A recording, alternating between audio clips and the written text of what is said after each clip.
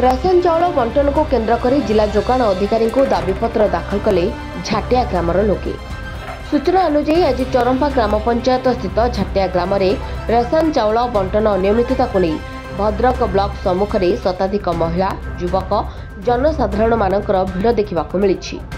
झाटिया grammar प्राय 1000 लोक निज ग्रामर सदानंद नायक राशन चाउल नेउथिबा स्थले वर्तमान उक्त ग्रामर जनसाधारण मानक नकल दस्तखत कराई जिला खाद्य जोगाण अधिकारी पाखरे दाखल करा जायथिबार अभियोग आसिछि। झाटिया गाँवर लोक मानकु बौल पोखरीर प्रकाश मल्लिक रेशन चाउल नेबा पई बाध्य करा जाउछि। ए घटना को केन्द्र करी झाटिया ग्रामर जनसाधारण माने तीव्र असंतोष प्रकाश करबा सह आमे 4 किलोमीटर दूर ग्राम को चाउल पाई जीवु नाही बोली जोगाण अधिकारी को दाबीपत्र प्रदान करिसेंति। चाउल चाउल पाइले सुविधा आमको जेहेतु दबाई कहते आम दूर को जापर आज्ञा घर कहीं नथिबे असुविधा बढ़िया पाखर आम डिलरटा रही सदावती अच्छे सदानंद नायक आम चाउल पाइपर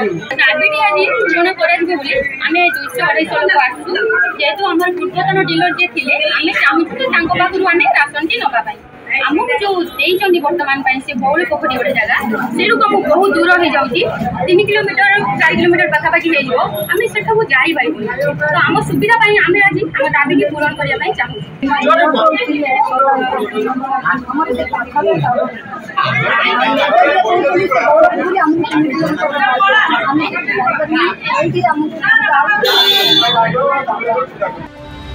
भद्रक भवानी शंकर सेठींग रिपोर्ट स्टेट न्यूज ओडिशा।